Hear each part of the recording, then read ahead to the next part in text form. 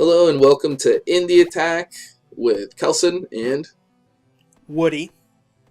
this week we are checking out the repertoire of Managore, aka Daniel Linson.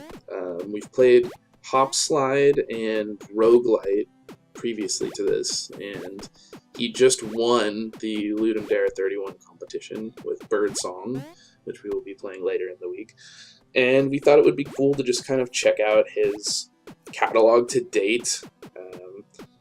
Yeah, he's got a website. He does. And all of his games are just on a page there, and we're just going to be going through them in, backwards order. So we're going to start with the oldest one and work our way towards the newest one. And, of course, ignoring the games we've played. Yes.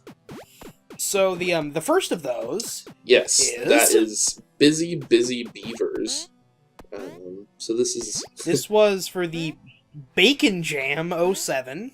Which sounds like a fun jam.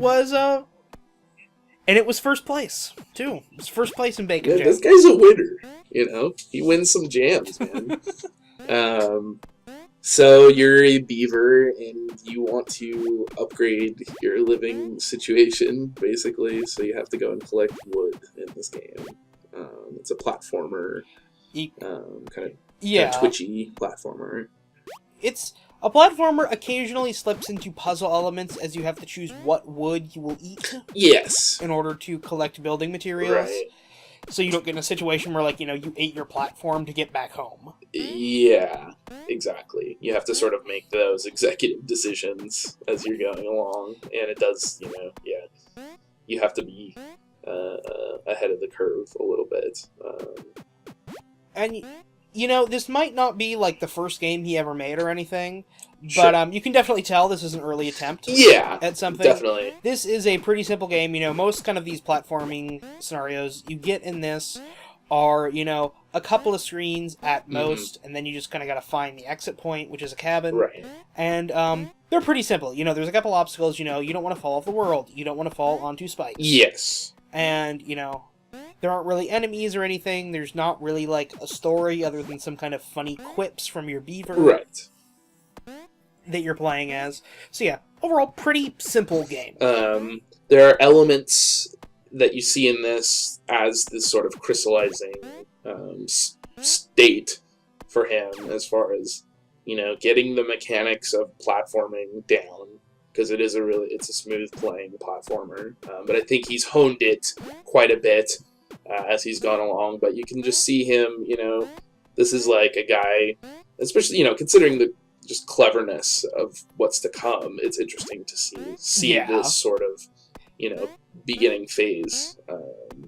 And I will say that while this isn't necessarily, the most complex platformer or anything, he does nail the physics pretty well.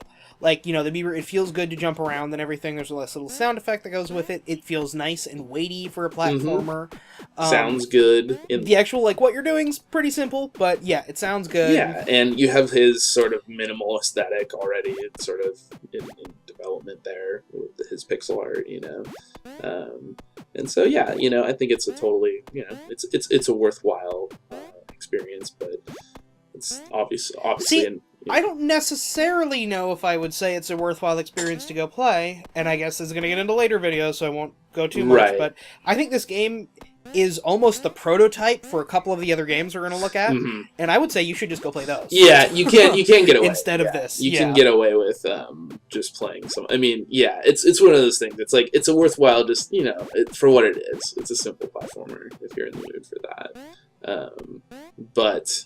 So, stay tuned to Video Attack as I tell you what other games to check out. Yes, there will be a whole week of them, perhaps.